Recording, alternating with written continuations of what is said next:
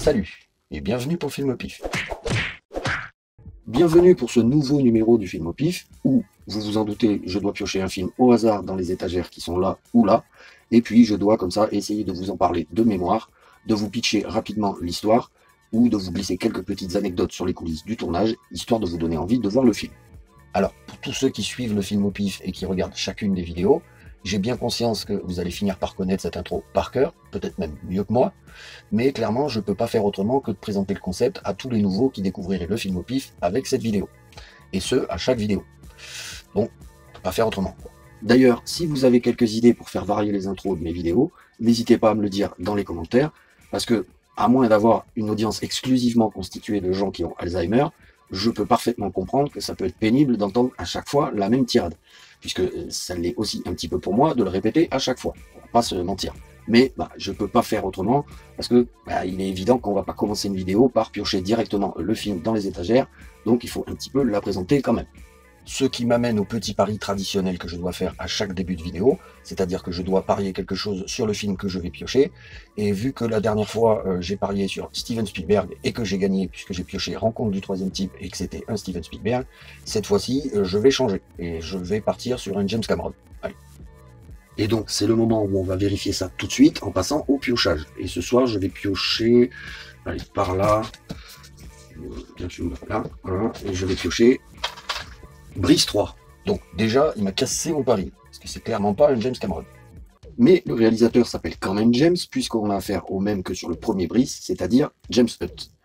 Et donc là, on a un film de 2016, d'une durée de 1h35, réalisé donc par James Hutt, et en grande partie écrit par Jean Dujardin, qui est bien entendu la star du film, dans la mesure où le personnage de Brice de Nice, c'est sa création, et que c'est un personnage qui l'a suivi un petit peu toute sa carrière, que c'est avec ça qu'il a percé, et qu'il a fait toute une série de sketchs avant d'en arriver à faire les films.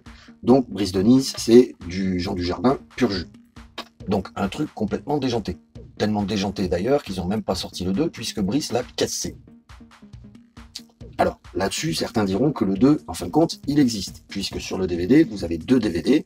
Il y en a un, c'est le film Brice 3, et l'autre, c'est un pseudo Brice 2, ou un Brice 1.5, ou je ne sais pas comment on pourrait appeler ça. Mais en fait, ce qui se passe, c'est que quand le film est sorti, pour ne pas se faire pirater, puisque quand il est sorti, on était encore en pleine période du piratage sur les sites de streaming illégaux, etc., etc. Donc, pour ne pas se faire pirater, ils ont eux-mêmes eu l'idée de sortir une vidéo pirate, c'est-à-dire où on voit Brice pendant à peu près 1h30 dans un décor tout blanc, avec un canapé, une télé, une table basse, et bon, il s'assoit tranquillement, il regarde Brice 3, on le regarde regarder Brice 3, puis après il va faire tout un tas de conneries, pendant l'heure, à peu près 1h30 que dure ce truc-là, il va faire tout un tas de conneries, et donc, quelque part, ce Brice 2 existe. Si on part du principe que ce truc-là, c'est Brice 2. Mais en fait, c'était une fausse vidéo qui avait été mise en ligne sur YouTube pour induire en erreur tous ceux qui avaient l'intention de regarder le film sans le payer.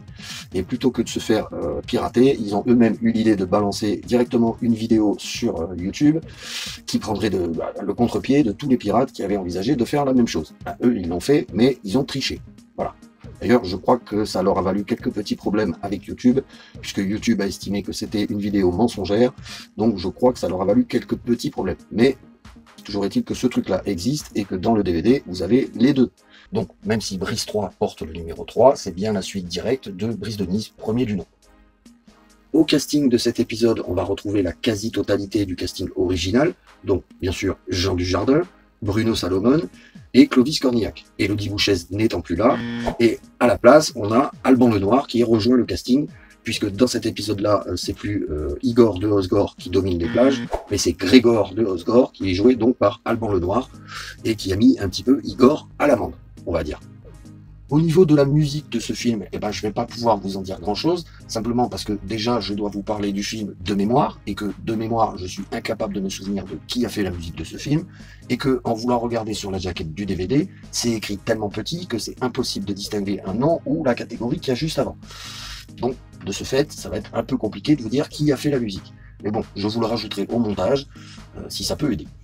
On a là affaire à un film qui a été tourné plus de 10 ans après le premier opus, donc forcément Brice a un peu changé, du moins physiquement, Parce que très clairement, il n'a pas beaucoup mûri dans sa tête, quoi. Hein. C'est toujours le même grand enfant qui refuse les contraintes et qui refuse de changer son mode de vie parce que ça lui convient très bien comme ça.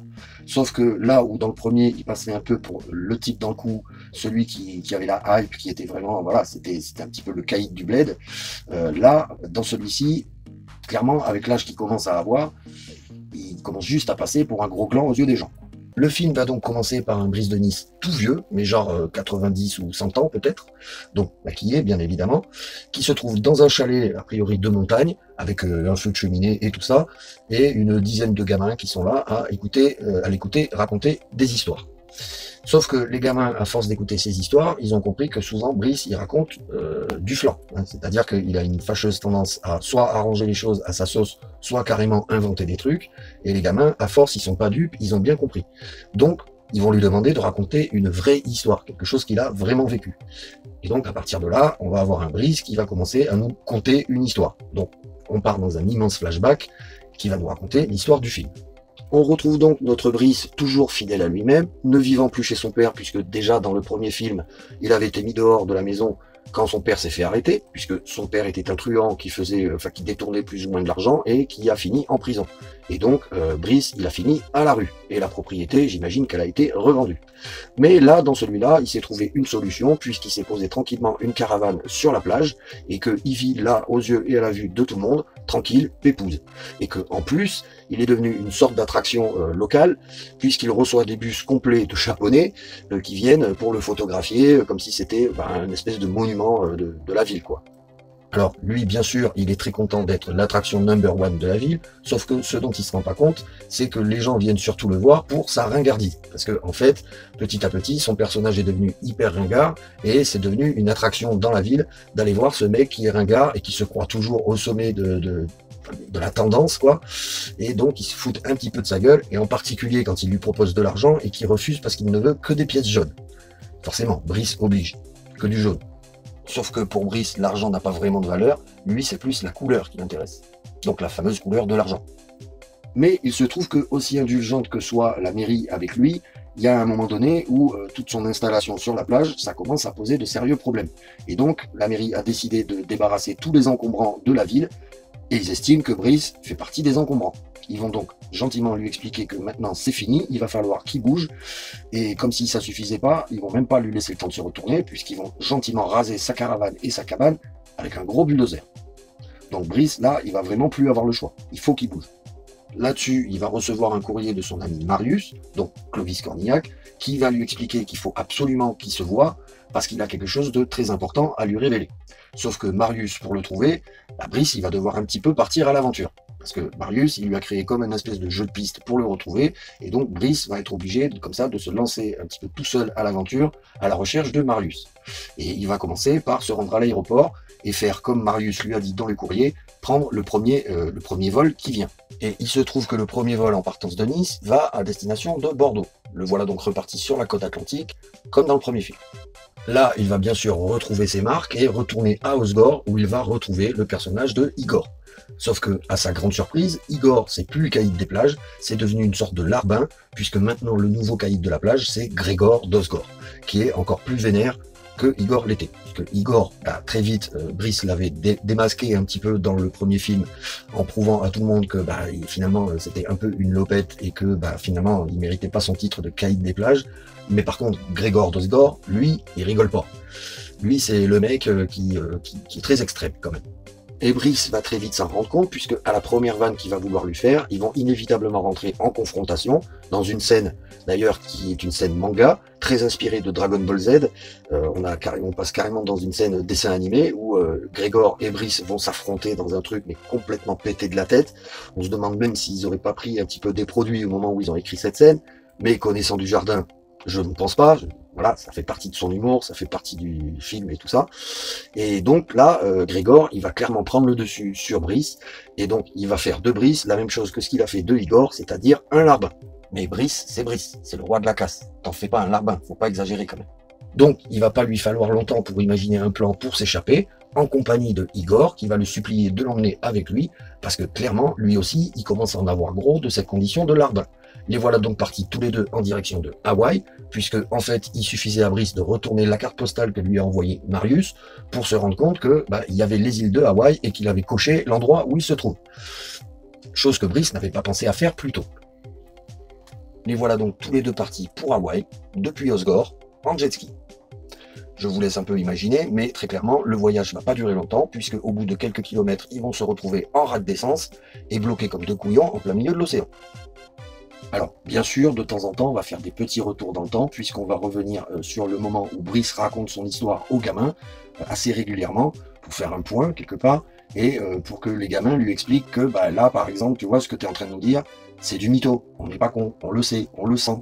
Il va donc devoir à chaque fois corriger un petit peu sa version, parce que les gamins, ils se laissent pas berner aussi facilement.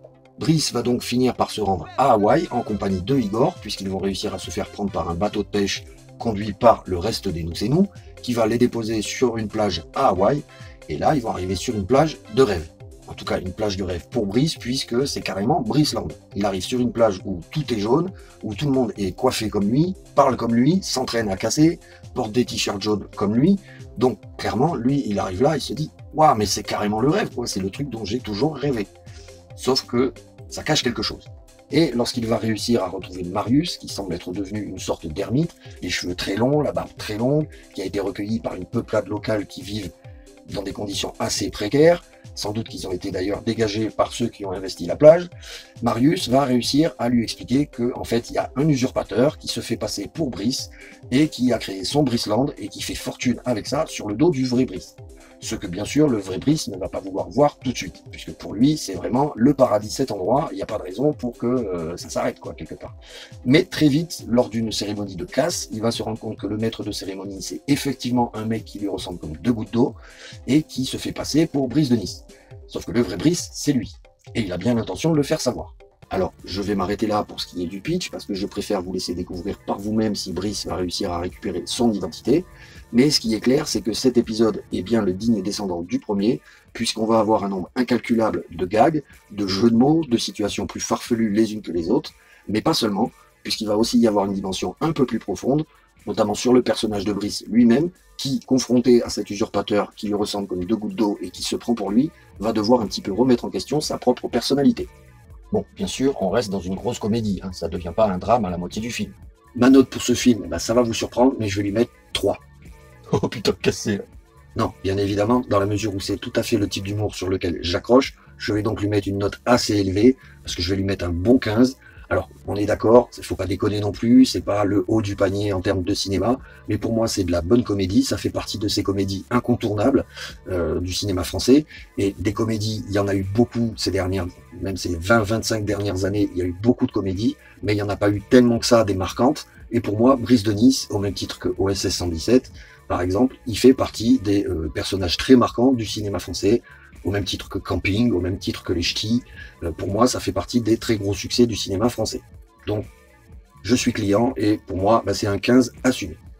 Voilà ce que je pouvais vous dire sur le film Brice 3. J'espère que mon petit résumé vous aura donné envie de voir le film, si c'est pas déjà fait.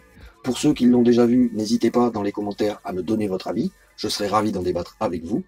Et puis sur ce, je vais remercier tous ceux qui sont allés jusqu'au bout de cette vidéo, en espérant encore une fois que vous l'avez apprécié. Si c'est le cas, n'hésitez pas à vous abonner, n'hésitez pas à pousser aussi, parce que ça aide, justement ça pousse la chaîne vers le haut. N'hésitez pas à partager et à en parler autour de vous pour faire grandir la chaîne justement. Et n'hésitez pas à clocher aussi, pour être au courant de toutes les vidéos qui sortent. Et puis moi, je vais vous dire à bientôt pour un prochain numéro du Film au Pif. Tchou!